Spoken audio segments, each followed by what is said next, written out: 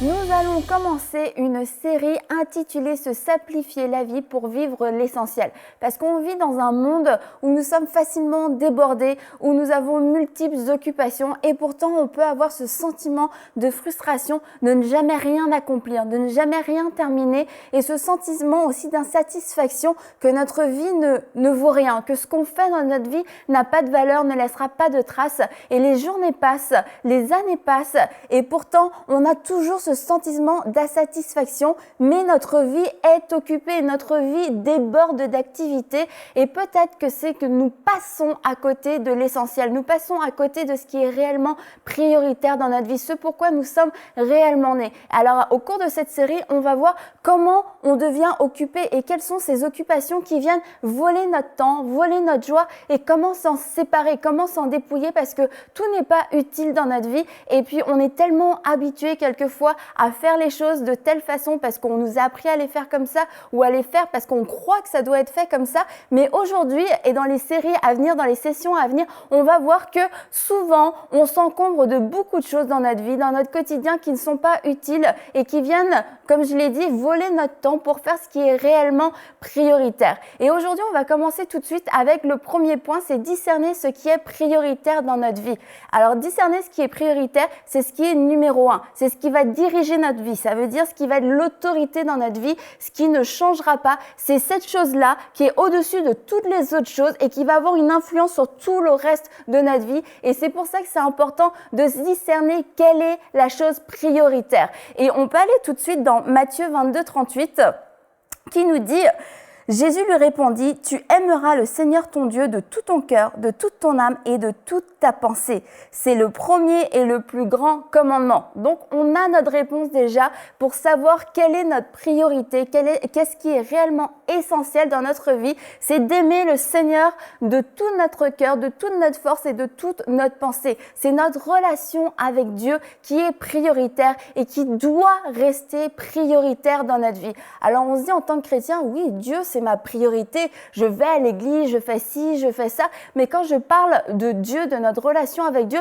je ne parle même pas ici d'église, de ministère, d'accomplir des choses, etc. C'est vraiment notre intimité avec Dieu, les temps qu'on passe avec lui dans sa présence, les temps qu'on passe avec lui dans sa parole. Et en fait, quand on continue dans ce verset-là, Jésus dit c'est le premier et le plus grand commandement et voici le second qui lui est semblable, tu aimeras ton prochain comme toi-même. De ces deux commandements dépendent toute la loi et les prophètes. Et en fait, on doit comprendre que de ce commandement, le fait d'aimer Dieu de toute notre force, et de mettre Dieu en premier dans notre vie, de ce commandement va dépendre tout le reste de notre vie. Et je pense que souvent, l'erreur qu'on fait, c'est de vouloir mettre un ordre aux autres choses sans placer d'abord cette priorité, sans d'abord placer ce pilier qui doit rester immuable dans notre vie. Peu importe les tempêtes, peu importe les circonstances, peu importe les saisons dans lesquelles nous sommes, ça doit rester notre priorité numéro 1. Et après, dans le secondaire, ça ne veut pas dire que ce sont des choses qui ne sont pas utiles, des choses qui ne sont pas importantes, des choses auxquelles on ne doit pas accorder du temps ni de la valeur. Pas du tout. Ça veut dire qu'elles sont secondaires. Ça veut dire qu'elles n'ont pas la puissance de pouvoir régner sur nos vies, qu'elles n'ont pas la puissance de pouvoir influencer notre vie parce que sinon ça va créer du désordre. Et dans ces choses-là, dans les choses secondaires, il y a la famille, le couple, les enfants, le travail, le ministère, l'église, les activités, le repos, etc. Tout ce qui occupe notre temps finalement et qui sont importantes. On a besoin de ces choses, ça fait partie de notre vie et de dire on aime Dieu de toute notre force, de tout notre cœur, de toute notre pensée, ça veut pas dire je dois devenir moine et puis aller m'enfermer dans un monastère toute ma vie, arrêter de voir des gens et puis plus parler à personne et puis faire la loi du silence jusqu'à la fin de mes jours. C'est pas ça du tout. Ça veut dire que je choisis de mettre Dieu en priorité pour pouvoir vivre le secondaire de la bonne façon. Mais vous voyez, quand on enlève ce qui est prioritaire, quand on enlève le numéro 1 de notre vie, on va parler comme ça en prioritaire et secondaire. Quand on enlève le prioritaire de notre vie, finalement, c'est comme dans une société. Quand le président s'en va, automatiquement, c'est le vice-président qui vient prendre sa place. Et dans notre vie, si on change le prioritaire, c'est ce qui vient juste après qui va prendre la place. Et ce qui vient juste après, ça va être notre secondaire.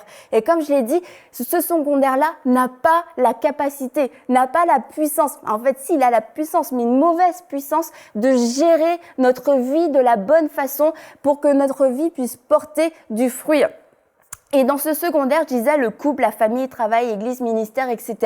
Ce sont des choses qui sont très bien, mais c'est des choses, on doit avoir une sagesse, une intelligence spirituelle pour les faire de la bonne façon.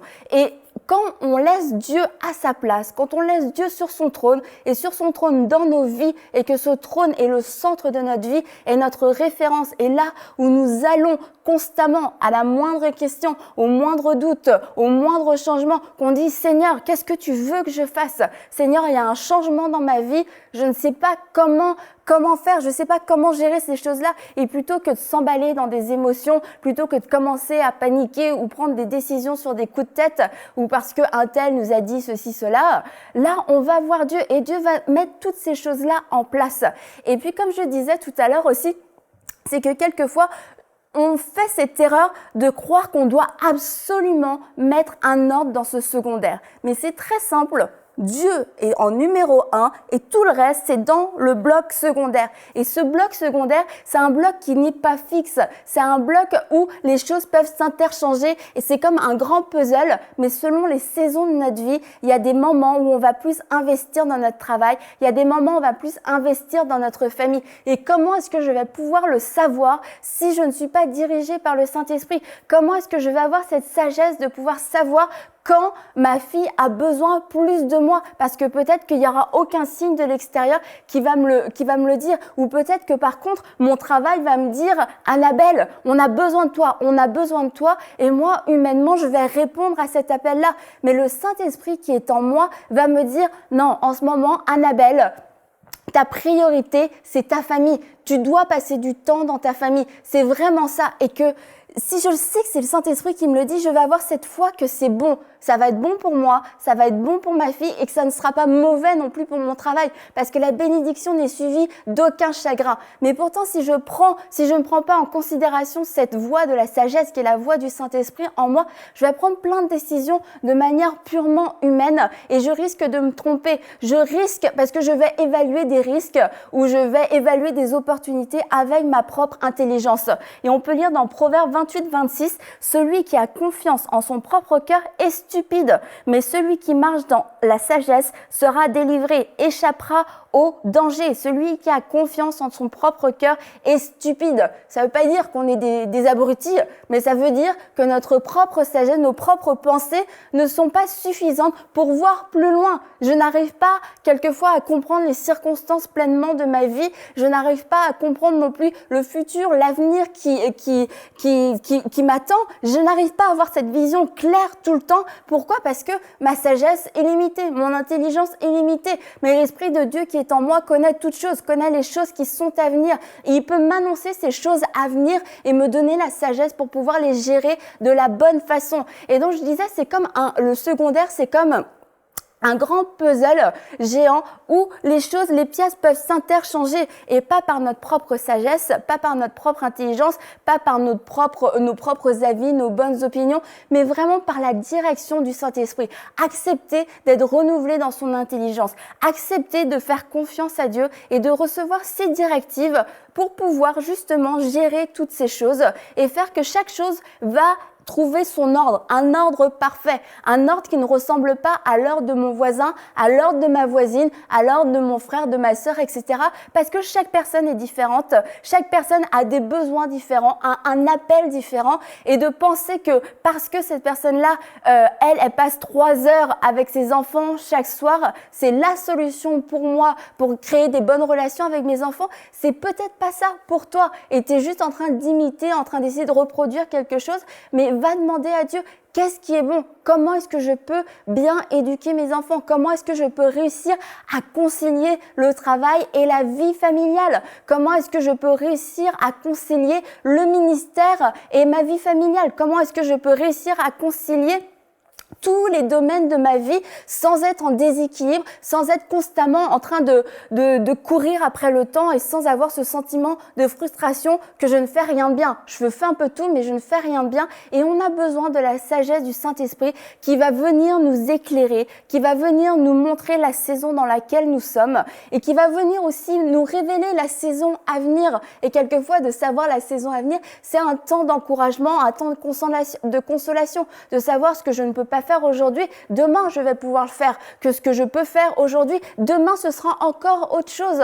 Et pour ça, on a vraiment besoin du Saint-Esprit pour nous arrêter de gérer notre vie par nous-mêmes. Et quand on gère notre vie par nous-mêmes, c'est là qu'on commence à créer du désordre et c'est là qu'on commence à avoir des vies extrêmement compliquées, à avoir des nœuds dans notre vie. On va dans cette direction-là, ah mais ça va pas marcher, on va dans cette direction-là, ça marche pas non plus. C'est comme il y a des impasses partout autour de nous. Pourquoi? Parce que on devient le maître de notre propre vie. Et honnêtement, en devenant le maître de votre propre vie, vous n'allez pas vivre le plein succès. Vous n'allez pas vivre la pleine prospérité qui vous est réservée en Jésus-Christ. Pourquoi? Parce que ce sont vos projets, ce sont vos moyens d'y arriver. Donc ce sera aussi des résultats humains. Et on ne peut pas s'attendre à plus de nous-mêmes que à des résultats humains. Mais par contre, si je garde ma priorité sur Dieu, sur ma relation avec Dieu et que je crois que lui va venir influencer tous les domaines de ma vie, je crois que oui, je vais avoir une promotion à mon travail. Je crois que oui, mes enfants marcheront dans les voies du Seigneur toute leur vie. Je crois que oui, mon mariage sera solide, que mon mariage va être fortifié et peut-être que votre mariage aussi va vivre une restauration. Je crois que je vais pouvoir m'investir dans mon église, que je vais pouvoir être une source de bénédiction pour les gens.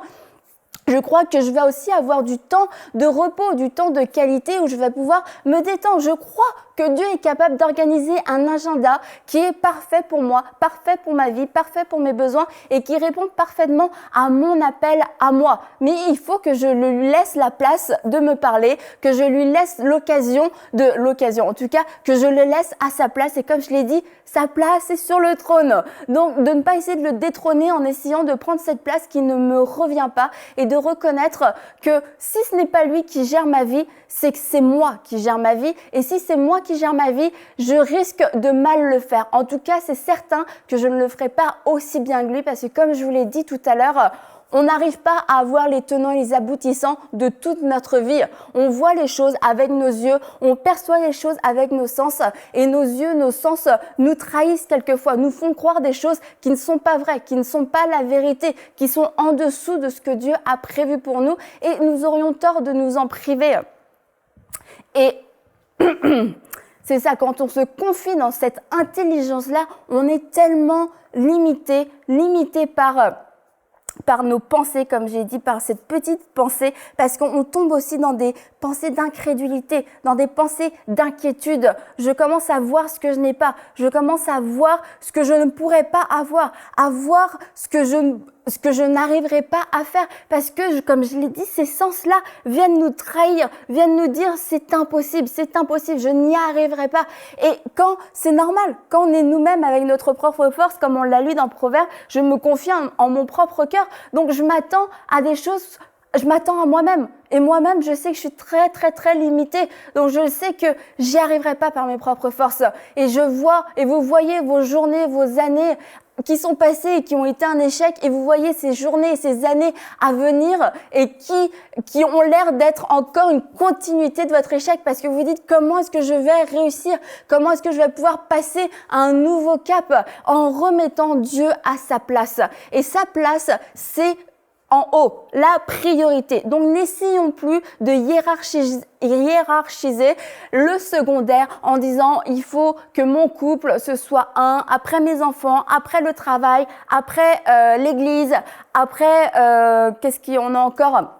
Après le repos, après les activités, parce qu'on va fonctionner comme des robots sans avoir conscience que peut-être on est rendu dans une saison différente. Et quand vous avez plus d'enfants à la maison, Comment vous arrangez dans le secondaire? D'un seul coup, il n'y a plus d'enfants. Ok, c'était mon couple, mes enfants, il n'y a plus d'enfants, donc qu'est-ce que je vais faire? Là, l'ordre est encore tout chamboulé. Et c'est pour ça, le Saint-Esprit nous prépare. Le Saint-Esprit va commencer à nous préparer dans un nouvel horaire, un nouveau programme sans les enfants. Un nouvel horaire où on va avoir plus de liberté. On va commencer à pouvoir nous investir de plus en plus. Et quand je parlais tout à l'heure des saisons à venir qui étaient peut-être des saisons de consolation, c'était ça. Parce que quelquefois, on a les enfants, on dit « Oh, je peux pas faire ci, je peux pas faire ça ». Mais un jour, vos enfants vont partir et un jour, vous allez pouvoir faire ces choses. Donc, pourquoi ne pas se concentrer pleinement aujourd'hui sur ce que vous avez, comme responsabilité et le faire bien avec l'assurance qu'il y a une nouvelle saison qui arrive après et quand on profite de la saison, on en retire tous les bénéfices, on en retire tout l'apprentissage qui est disponible, on en retire tout ce que Dieu veut faire. Et on doit l'aborder avec joie et avec foi. Et dans ce désordre, le désordre provoque des vies occupées. Et une vie occupée, c'est une vie où on court à droite et à gauche. On ne sait plus où donner de la tête. Je me lève, je me couche. Entre les deux, je ne sais pas ce que j'ai fait, mais je n'ai pas arrêté une seule seconde. Et là, on doit étudier ce genre de vie. On doit se dire, mais comment ça se fait que je sois aussi débordée? Quand je lis la vie de Jésus, il a accompli tellement de choses en quelques années. Il a guéri plein de gens, il a ressuscité des gens, il allait là, il avait même pas de voiture, il allait à pied et pourtant, il avait l'air assez tranquille. Il n'avait pas du tout l'air stressé par la vie. On le voit pas dire Jésus dit à Jésus, dépêchez-vous parce qu'on va être en retard et puis tous les malades vont être partis, il n'y aura plus personne à guérir. Non, Jésus disait jamais ça. Au contraire, Jésus était tout le temps là pour calmer les disciples et dire c'est bon les garçons, il n'y a pas de problème, tout va bien. Lazare est mort, on va y aller dans 3 jours. Donc, tout était tranquille. Jésus n'avait pas l'air débordé. Mais pourtant, Jésus portait du fruit. Jésus avait une vie qui était remplie de fruits. Et on doit faire cette différence aujourd'hui entre avoir une vie occupée et une vie qui porte du fruit. Une vie qui porte du fruit, c'est une vie qui a saisi qu'est-ce qu'était l'essentiel. Et quand on a saisi, comme j'ai dit, ce qu'était l'essentiel, le Québécois m'a rempli, ce qu'était l'essentiel, c'est l'essentiel qui va produire quelque chose. C'est cette priorité dans ma vie qui va produire du fruit. Et comme je disais, on court. Et là, c'est encore nos propres efforts. C'est nos propres arrangements, notre propre organisation qui ne produit pas de fruit, qui produit beaucoup d'activité. Et le fruit de cette activité, c'est quoi? La frustration, la fatigue, j'ai plus de joie, je suis toujours en train de courir après le temps. Et je suis insatisfaite, constamment insatisfaite. J'ai pas cette joie d'avoir accompli quelque chose. J'ai pas cette joie que cette journée était vraiment une journée dont je peux tirer une satisfaction, me dire j'ai fait quelque chose aujourd'hui. Je sais que cette journée n'était pas vaine. Mais pourtant, tu peux pas dire, t'es pas un paresseux forcément, mais tu peux pas dire que ta journée a produit un fruit. Un fruit vraiment issu de ta relation avec Dieu. Mais tu as brasser du vent toute la journée. Et ça nous rappelle l'histoire de Marthe. On va aller lire Marthe dans l'évangile de Luc, chapitre 10, verset 38, qui nous dit « Comme Jésus était en chemin avec ses disciples, il entra dans un village et une femme nommée Marthe le reçut dans sa maison. Elle avait une sœur nommée Marie qui, s'étant assise aux pieds du Seigneur, écoutait sa parole. Marthe, occupée à divers soins domestiques, survint et dit « Seigneur, cela ne te fait-il rien que ma sœur me laisse seule pour servir? Dis-lui donc de m'aider. » Le Seigneur lui répondit « Marthe, Marthe, tu t'inquiètes et tu t'agites pour beaucoup de choses. Une seule chose est nécessaire. Marie a choisi la bonne part qui ne lui sera point ôtée. » Et Marthe est vraiment dans ce cas on parle souvent de Marthe et puis ça devient quasiment drôle. Ah, fais pas ta Marthe, etc.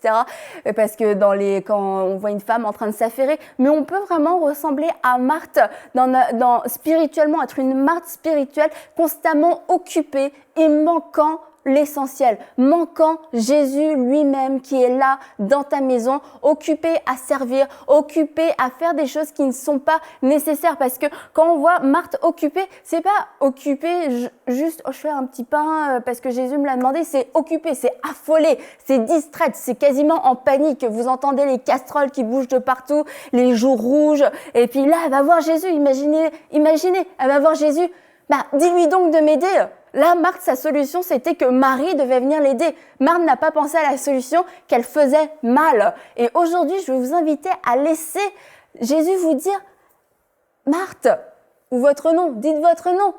Calme-toi, calme-toi, viens t'asseoir avec moi, prends un temps avec moi. Et puis ça va bien aller, ça va bien aller. Et souvent, notre prière ressemble à la prière de Marthe. Dis-lui à un tel de m'aider, dis à un truc et machin de faire ci et ça pour moi. Mais pourquoi cette personne-là ne fait pas ci? Pourquoi cette circonstance-là est telle? Et on est en train de dire à Dieu, mais tu vois pas comment ma vie est compliquée, tu vois pas comment ma vie est remplie et occupée, et en plus il y a ci, et en plus il y a ça, et on est en train juste de se tromper de prière, de s'abandonner à Dieu dans la prière. C'est pas de lui dire ce qu'il a à faire pour nous aider, c'est de dire, Seigneur, tu m'as appelé à faire ça, il doit y avoir un moyen. J'ai une frustration, je veux que ça s'en aille. Je veux pas vivre comme ça. Je veux pas vivre ma vie comme ça. Je veux pas vivre ma vie fâchée et insatisfaite et amère parce que je vois les autres épanouis et que moi j'ai pas d'épanouissement dans ma vie. Je veux pas passer ma vie à dire à Dieu, dis-lui donc. Non, je veux lui dire, Seigneur, que veux-tu me dire à moi? Comment veux-tu que moi, j'organise ma vie pour qu'elle soit plus simple, pour que je puisse avoir du temps pour l'essentiel? Parce qu'en fait, l'enjeu de pouvoir vivre ce qui est prioritaire, de ne pas passer à côté de ce qui est essentiel, c'est un enjeu bien plus que d'avoir une vie organisée et ordonnée selon Dieu, c'est de ne pas passer à côté de votre destinée. Et quand on est trop occupé, quand on est débordé et quand on ne prend pas du temps pour ce qui est réellement important, pour ce qui est réellement prioritaire dans nos vies, on ne produira pas, on n'entrera pas dans cette destinée. Jamais. Pourquoi? Parce que la journée est faite de 24 heures et que le temps ne viendra pas tout seul, que pour toi, il n'y a pas 24 heures qui vont surgir comme ça. C'est pas un 13e mois qui arrive pour notre vie. Ok, là, Seigneur, j'ai pas très bien géré mon année, j'aurais besoin d'un 13e mois. Non, il n'y aura pas de 13e mois. Donc, il va falloir faire des choix. Il va falloir décider de se dire et d'avoir l'humilité de dire, apparemment, ma vie, je ne la gère pas comme il faut. Apparemment, je n'ai pas la bonne priorité. Je n'organise pas ma vie en fonction de cette priorité.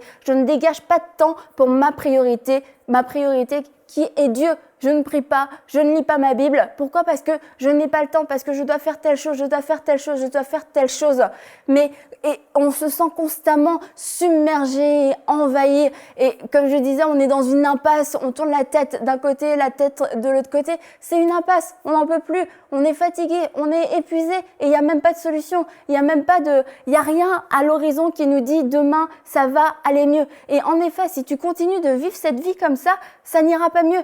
Tu vas continuer d'être surmené, tu vas continuer de t'énerver comme Marthe dans sa cuisine avec ses casseroles, avec ses joues qui deviennent être toutes rouges et à dire « mais dis-lui donc ». Et quand Marthe est arrivée, elle n'était pas dans un esprit doux et paisible. « Oh, mais Jésus, tu devrais dire à Marie de venir nous aider. » Non, sûrement Marthe est arrivée, voilà, elle pourrait venir m'aider en cuisine parce que moi, je suis en train de faire tout le boulot toute seule. Et ça fait, quand on est en train de méditer sur ces choses-là, de cette manière-là, on est en train de devenir amer, on est en train de devenir, cette insatisfaction, c'est ça, on regarde les autres avec jalousie. C'est comme, pourquoi Marie, elle reste assise? Pourquoi elle peut rester assise? Pourquoi moi, je ne peux pas rester assise? Mais Marie faisait la bonne chose et Marthe aurait fait la bonne chose en allant s'asseoir, en renonçant au surplus, à tout ce qui n'était pas nécessaire, à tout ce qui n'était pas utile, à tout ce que Jésus n'avait pas demandé. Elle aurait pu aller s'asseoir et profiter aussi de ce que Jésus disait, ne pas passer à côté de la présence de Jésus. Et Jésus ne lui a pas fait une réprimande dure. Bon, Marthe, ça suffit, là, tais-toi, tu viens t'asseoir et puis c'est tout. Non, Jésus lui a dit, Marthe, viens avec nous, viens t'asseoir. Je paraphrase, il n'a pas dit exactement ça, mais il l'a dit sur un ton d'amour, un ton compatissant. Marthe, t'embête pas avec ces choses-là. Marthe, c'est pas important. Je t'ai pas demandé de me faire une paella. Je t'ai pas demandé de me faire un repas aussi compliqué. Viens juste avec moi parce que c'est moi qui suis important en ce moment dans ta vie. C'est moi qui suis dans ta maison. C'est moi qui suis le pain de vie. Donc viens avec moi, Marthe. Passe du temps avec moi. Abandonne tes occupations qui font partie du secondaire et reconnais-moi. Moi, l'essentiel. Moi, la priorité, je suis dans ta maison et tu ne m'as pas discerné. Donc, discerner cette priorité. Et là, Jésus était dans la maison de Marthe, donc elle avait juste besoin de ses yeux pour le voir. Mais nous, avec nos yeux, c'est sûr qu'on ne voit pas Jésus là à tout bout de champ dans notre cuisine, dans notre maison. Donc, on a besoin de faire appel à notre nature spirituelle, à nous rappeler que nous sommes des enfants de Dieu, que nous avons un accès permanent au trône de Dieu, que nous pouvons sans cesse aller dans la présence de Dieu. La Bible nous dit, approchez-vous de lui, il s'approchera de vous. Donc, je n'ai juste qu'à faire cette démarche d'aller m'approcher de lui et il va s'approcher de moi. Il va me dire comment organiser ma vie. Il va me dire dans quelle saison je suis exactement en ce moment. Il va me dire ce dont mon entourage a besoin, ce qu'il attend de moi, exactement la manière dont il veut que je le fasse, sans que j'essaye de me casser la tête, de me faire d'avoir des migraines à essayer de réfléchir. Comment? Pourquoi? Oh, que ça sera pas possible. Non. Et puis tout ça, c'est un mur d'incrédulité qui se dresse devant moi et comme j'ai dit, on voit pas le bout du tunnel. C'est comme, ça va être comme ça toute la vie. Réfléchir. Essayer de satisfaire un tel, essayer de satisfaire mon travail, mon mari, mes enfants. Et c'est sans fin de penser comme ça parce que on est tout le temps en train de courir après le temps, tout le temps en train de courir après quelque chose qui nous échappe. On n'arrive pas. Et c'est tellement horrible de vivre comme ça. Et aujourd'hui, Jésus te dit, viens t'asseoir, viens recevoir l'essentiel, viens recevoir ce qui est prioritaire pour toi. Sois rempli de moi et tu vas avoir cette joie renouvelée de pouvoir aimer ta famille, de pouvoir aimer tes enfants. Parce que dans ces cas-là, on devient même exécrable dans nos humeurs. On a échoué au travail parce qu'on se dit je suis partie trop tôt, j'ai pas fait ce que je pouvais. Donc on rentre chez nous et là c'est les enfants qui prennent. Et puis après notre mari rentre et puis bon ça s'est pas bien passé avec les enfants. Donc finalement c'est le mari aussi qui prend. Et la vie s'enchaîne comme ça et la vie devient lourde à porter parce que elle est compliquée, parce que on a l'impression qu'on manque d'air, on a l'impression qu'on manque de temps, on manque. Mais Jésus est venu pour nous donner la vie en abondance. Donc refusez aujourd'hui de continuer de vivre comme ça et on va continuer dans la prochaine session à se simplifier la vie pour vivre l'essentiel. Aujourd'hui, on a vu quelle était vraiment cette priorité et c'est important de poser cette fondation, de comprendre la priorité c'est Dieu et tout le reste fait partie du secondaire. Et ce secondaire-là, c'est Dieu lui-même qui s'occupe de l'organiser, de donner des places à chacun, de donner le temps qu'il nous faut pour chaque chose parce que la quantité, même la qualité de temps qu'on va devoir investir dans chacun des domaines de notre vie dépend des saisons où l'on est, dépend de ce qu'il y a à venir et seul Dieu le sait. Donc faites-lui confiance aujourd'hui et remettez votre priorité à la bonne place. Seigneur, ton plus grand commandement, c'est de t'aimer de tout mon cœur, de toute ma force et de toute ma pensée. Et de là va dépendre toute ma vie. De là va dépendre tous les choix de ma vie, toute l'organisation de ma vie. Et je ne veux plus vivre une vie désordonnée, une vie où je suis occupée et où je ne vis absolument rien finalement. Je ne veux pas vivre comme Marc qui dit, dis-lui donc. Non, je veux vivre cette vie où je dis, Seigneur, dis-moi ce que je dois faire et je vais le faire. Je vais gérer ma vie comme toi, tu le veux.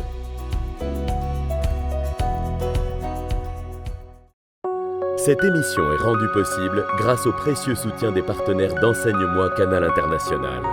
Retrouvez tous nos programmes sur emcitv.com.